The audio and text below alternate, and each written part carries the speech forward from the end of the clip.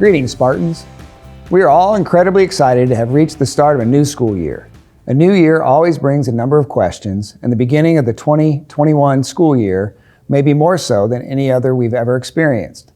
Some of our changes are caused by the building project, and others because of needs necessitated by COVID-19.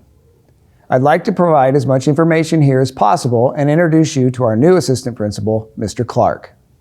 Let's start with procedures for picking up our new laptop computer and the course schedule. Students in grades 10 through 12 will be returning your old computer as well as retrieving your new computer on Monday and Tuesday. Computer pickup will be from 10:30 a.m. to 6:30 p.m. on Monday, August 10th, and 7 a.m. to 3 p.m. on Tuesday, August 11th for all students. Students must enter the building at door 28 on the north side of the building with parking in the bus lot. Returning students must bring their old laptop and power cord, while students new to the district and ninth graders will need to pick up their new computers as well. All students should be prepared to complete the registration process by paying your fees and purchasing phys ed shirts as well. Your new fall 2020 class schedule will also be available on Monday and Tuesday when you pick up your new computer. All students will need their fully charged laptop for the first day of classes on August 12th, regardless of whether you're taking classes in the traditional, real-time at home, or ESAC schools. Students participating in our real-time at home program must plan to pick up various materials, novels, lab books, art materials, consumable items, and other objects needed for coursework to be completed at home. When real-time students pick up their laptops on Monday and Tuesday, you will be taken to a room specific to your needs that we will be calling RealTime Bookstore. Do not forget to tell us, or if we forget to ask you, that you are a real-time student. When classes begin on Wednesday, August 12th, we'll have several procedures that students will need to be aware of. Let's start with arrival, buses, parking, and moving on to first period when you arrive.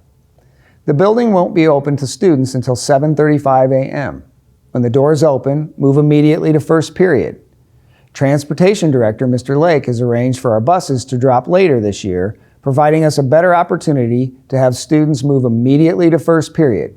Students will not be able to meet in the halls or congregate before classes start.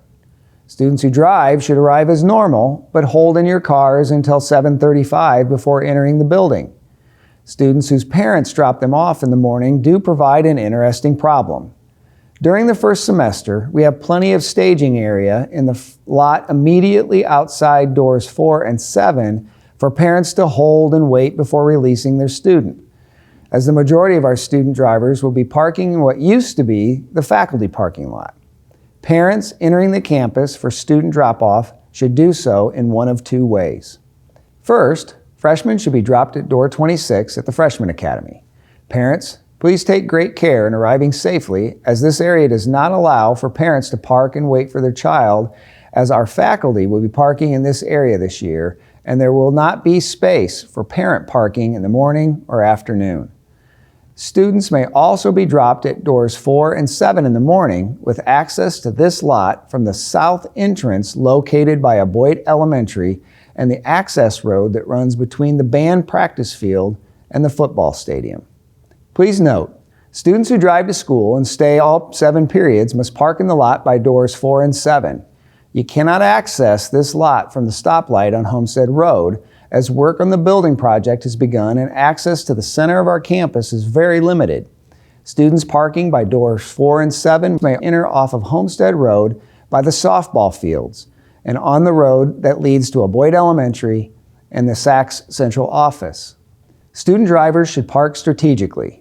Senior experienced students and students who leave early for internships, work, or partial days should park in the east lot, the old teacher's parking lot located at door 1, as you'll need to check in and check out at the new attendance window located at door 1.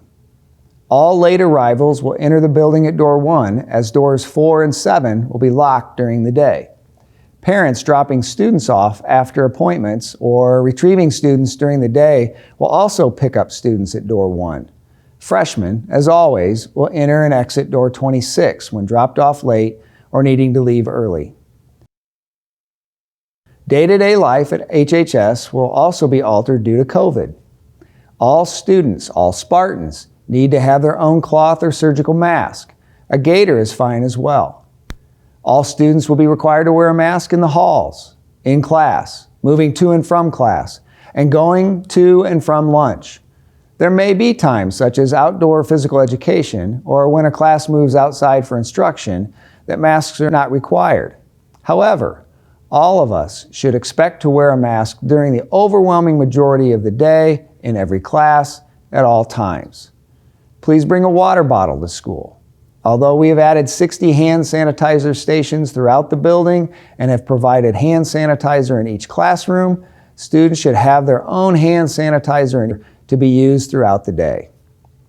In order to serve all students well this year, we're asking each student to have earbuds of some sort, plug and play or wireless, that can work with our laptops. In many classes, you'll need a single earbud in your ear to be able to hear students who are at home joining your classes in real time. The same rules apply for phones and earbuds as always. Students are not to be on their phone nor streaming content from phones from 7:45 a.m. until 2:35 p.m. Students using phones to text, call, stream, or access online content will have their phones taken as always. The earbud is a necessity for learning and are not to be used for streaming music or other content from handheld devices. Please don't bring full-size headphones to school. Let's talk about lunch. Everyone wants to know about lunch, right? We will use multiple areas for cafeteria space this year. Mr. Zwers will be assigning those areas to students, and the students will choose your seat on day one. After that, there will be a seating chart recorded for each student for contact tracing purposes. Greater space has been provided in an effort to lessen contact between individuals. Lunch lines will be set up differently, with less of a selection, and food items will be plated by our staff. A la carte, grab-and-go kinds of options have been eliminated to start the school year. Students will report to their seating area first and then released to the lunch lines in small groups. Things like the salad bar and condiment bar won't be available. Students who have chosen RealTime at Home, this section is specifically for you. Students choosing the RealTime at Home option are committing to a 5-day-a-week schedule just like their peers who are in the classroom. Students in the RealTime at Home format choose to be a part of classes via Zoom with a teacher, video conferencing in real time with every student. Classes will follow the Homestead schedule, and students opting to attend classes remotely will be required to log in before the start of each period. Absences and tardy policies will apply, just as if the students were in the building. Election into this format is fluid, meaning if you want to come back to traditional school, you can. If a student is quarantined and has to stay home, he or she will naturally become a RealTime at Home student. And if and when conditions improve, students can freely move back into the classroom. RealTime at Home students will have to log into Canvas for the Zoom code for each individual course and are expected to be in class on time each period. Once we get on a roll, I'm sure this will become quite second nature. So, to repeat myself, RealTime at Home students will log on to Canvas on the first day of school and all following days for each class, following our normal bell schedule, and use the calendar in Canvas to get the Zoom link needed for each period. Classes begin at 7:45 a.m. RealTime students who may need to miss class because of illness, appointments, or other family needs must call the attendance office as if they were in the building. This next section of information concerns our building project and students who drive to school. I know I've already talked about this, but let's go over it again. Beginning immediately, the east lot that you have known as the faculty lot will become the primary student lot, especially for late arrivals, as the attendance office is now located at door 1. The attendance office will be in this location for the next 2 years at a minimum. Earlier in the summer and late last year, we announced that sophomores would not be able to drive to school this year. Because demolition on the baseball field and work building the new parking lots has commenced later than expected, our sophomores will be able to drive during the first semester. When second semester starts, parking will be very limited, thus only sophomores competing or performing in season will be given parking passes. To expedite coming and going, our expectation is that all students do this. If you are a senior experienced student, leaving for an internship, or going to Anthus, park in the old faculty lot. If you are a student who is here all day and do not need to exit via the attendance office, then use the old student lot and enter through doors 4 and 7. Access to parking spaces will be very fluid this year, as new roadways are built, old ones removed, and parking lots adjusted. We'll do our best to let all patrons know about changes prior to them happening, but history tells me we should all expect some surprises with traffic patterns this year. Our plan for the first day of school is for all students to go immediately to first period.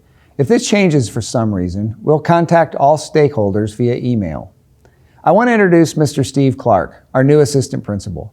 We're really fortunate to have him join our team, especially given the timing for the building project and all things COVID. Here's Mr. Clark. Greetings, fellow Spartans. Thank you, Dr. Ginder, for that kind introduction. As he stated, I am Mr. Clark, and I am bursting with excitement to be a new assistant principal here at HHS. As a Homestead graduate myself, I'm grateful to have the opportunity to give back to the school and the community that gave me so much growing up. I went to school, kindergarten through my senior year at HHS, all within less than a quarter mile of where I'm sitting right now. I'm looking forward to the opportunity to work alongside of you all and to serve the school and community. I can't wait to meet you all in person. So if you see me, be sure to say hi. Dr. Ginder has given me the opportunity today to share with you an important message that I think all Spartans need to reflect on. And in order to reflect on this important message, it's important to know what a Spartan is, a real Spartan. In history, the Greek hoplite fighting style, which was mastered by the Spartans, was successful because of their ability to protect one another in battle. The Spartans' most important piece of equipment that they carried with them was their large, heavy bronze shields. These large metal shields weighed over 30 pounds, and sometimes the Spartans would have to carry them miles and miles before then having to hold them up against the attack of their opponents in battle.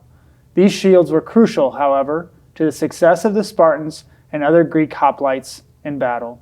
The shields, known as a hoplon, served not only as protection for the individual soldier holding it, but rather, and arguably more important, the soldier to their left in their traditional phalanx battle formation. The hoplon shield would protect the soldier to their left from thigh to neck. The soldiers believed in an honor code, and no one soldier was more important than another. If anyone stepped out of line, it would endanger the entire formation. You may see where I'm going with this metaphor already, but in our modern world, with our current pandemic, our mandatory face masks and face coverings are our shields against this global enemy, and they serve a similar function to the shields of our ancient Spartan counterparts, as the masks not only keep us safe, but also serve to protect the Spartans around us. When you mask up, Spartans, you're not only protecting yourself, but protecting the Spartan to your left and to your right. Our strength and our ability to defend against and eventually conquer this obstacle will depend on the unity in our defense. Everyone must be accountable and responsible for bearing their own small burden for us to truly achieve a group victory. And that's what Spartans do. We unite, we rise above, and we overcome. Thank you, Spartans, and thank you, Dr. Ginder. I am feeling happy and honored to be back at HHS, and I look forward to getting to know each and every one of you better. Thanks, Mr. Clark. Our students, the Spartans, have always demonstrated the ability to rise above difficulties and challenges to create opportunities for success. I'm incredibly proud of our athletes, dancers, color guard, cheerleaders, and band members for their approach to all things during the month of July. When presented changes in plans, new spaces, greater space between us, masks, physical distancing, the myriad of adjustments to life in 2020, the Spartans stepped up without complaint and met the task at hand. I couldn't be more proud of the professionals leading you now, your coaches, teachers, directors, food service personnel, custodial staff, bus drivers, guidance counselors, and the admin team who are all in this for you. We haven't even started yet, but I feel like we're already meeting the challenge. Know this, if you're sick, feeling sick, have a fever, awaiting the results of a COVID test, or just not sure about your health on a given day, stay home. Log in as a student in real time from home, and like Mr. Clark said, pick up your hoplon and protect the person to your left. When you know you're well, we want you back. We want all of you back. We can't wait to see you. Go Spartans.